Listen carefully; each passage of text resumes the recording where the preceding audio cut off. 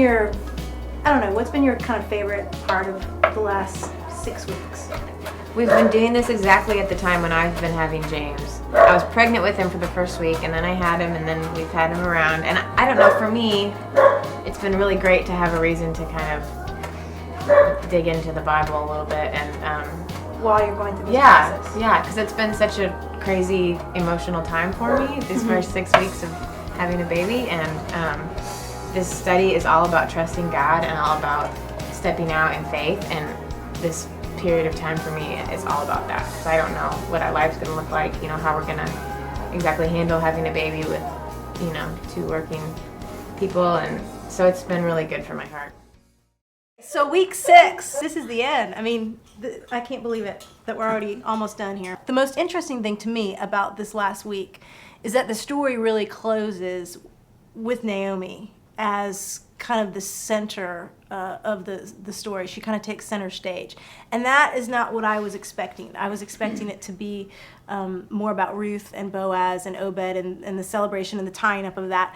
But what I love about it is that Naomi is really crowned at the end, and it shows God's incredible grace on somebody who had lost her husband, had lost her 2 sons, who had been very, very bitter at the Lord at one point in her life, and God not only brought her back, but gave her this incredible legacy through her grandson, and closed the story with her. And I thought that was amazing. I thought it was a huge testament to the grace of God in this story. And then when it ends with the genealogy, I love that because it explains not just why Ruth, Boaz, and Naomi's story was so important in and of themselves, but it shows who came before them and what their legacy meant for everybody who came after them and how it affected all of history.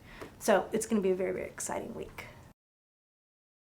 What's most beneficial about having a study that you can actually, 5 days a week, where you're kind of committed to kind of going through something? I mean, how's that helped you? How's that benefited you? Well, I'm a pretty organized kind of anal person anyway, and I function better on a schedule. So I kind of like that I've got something to pull out every day and read every single day, because otherwise I have a tendency not to do it. If it's not something where it's just like, if it's not on my schedule. It's not structured. Yeah, if it's not structured, I don't do it.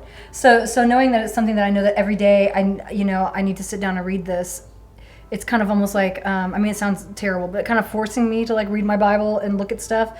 But I need that. Like I need that push. I need that structure in my life where I'm like, yeah, I just probably would get lazy and not do it. Yeah. Does that make sense? No, absolutely. Everybody's that same way. What's been the most meaningful thing about the study of Ruth, about this particular study, this book? I think the biggest, I don't know if I would say revelation, but the connection between Boaz as the kinsman redeemer and our God being able to redeem us. And I just think that I never thought of that, and I think that it's kind of made me see Boaz in a new light, but also, God just kind of walking with us in like a kind of a love story situation, and kind of allowing us to just be wooed, and giving us how gracious Boaz was, and me kind of connecting that with God has been really great. Yeah, because Boaz is really kind of a picture, a foreshadowing of Christ. Right. And sometimes, I don't know, but for me, like growing up, you hear about Christ and what he did for us and all that stuff. But then when you actually see someone like Boaz, you can kind of, you get it a little bit more, because it's a Right. real picture of human to human. And so, I don't know, I think that's great. And just the little bits and pieces that have come along the way, from how God provides work for us, provides things for us to do, but sometimes we see it as work, but really it's his provision, and just little bits and pieces like that have been really great.